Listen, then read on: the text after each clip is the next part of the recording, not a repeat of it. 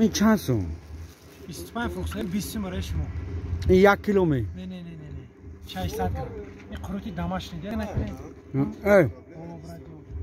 این قرو چند سوم؟ با همش 1 کیلو مرخش. چند کیلو گفتی؟ 600 گرمش 20 تومان. کیلو چند سوم میشه؟ کیلوش 30 سوم 35 40 سوم هر خیلی. بادام چند سوم؟ بادام 2.5 کیلو برات بادام کویریه دورگی 120 سوم. 2.5 کیلو. کیلو چند سوم میشه؟ این چند سوم؟ این 4 کیلو برات 90 سوم. این خولینگا؟ این سیویج هم سالا مایسکی ها. و اینش های پورینا 60 سوم 60 سوم 4 کیلو. این قنده کش کدوم؟ قندق من این قندق. توش نیست. این زرد این سرخ چقدر دیاش قندق؟ این میرسانجلیه کو. چه قندق؟ آنام تو گوده این قندق. ناتورال کیشه. خا آنام نزور بوده سن. فقیرش 100 سوم. فقیرش 100 سوم چند کیلو؟ 4 کیلو. این کیلوش در شهر راضی میگیره 50 60 سوم. خونه زندگی کنیم سوم. این چند سوم؟ این کیلوش 30 سوم. مایزان؟ چند سوم؟ 30 سوم کیلوش. این کجایی؟ این خودمو مهنت دست پدر.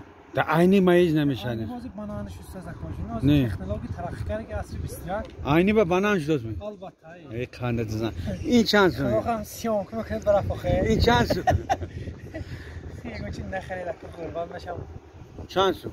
این دماش این خودمو مهنت دست مقدار 18 ساعتی میشه مشکلی با یک دونه میشه 7.5 کیلو میبرد 120 سوم. 120 سوم کیلو 7.5 کیلو. 3.5 کیلو 120 سوم. اون دیگری این چند؟ این شوردونا. فاکسر ارچیک نمیکنه. این 80 سوم 3 کیلوش.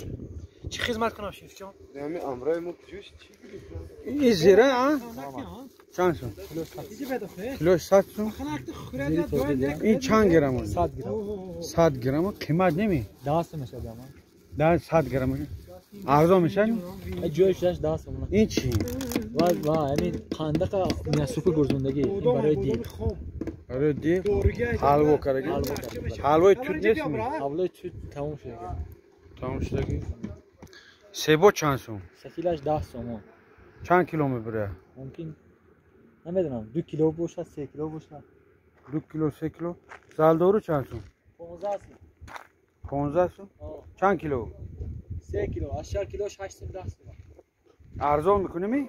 آها میشه. چند سوم؟ 25 سوم. 12.5. 10 کن. 10 کن چه؟ بیا که ارزان نکن بیا.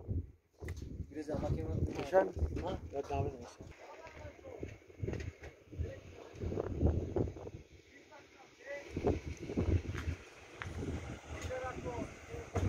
بازار جورابک نرخش دیدیتون امروز 23 نه بگوشت هم پرلافکوش و مارکا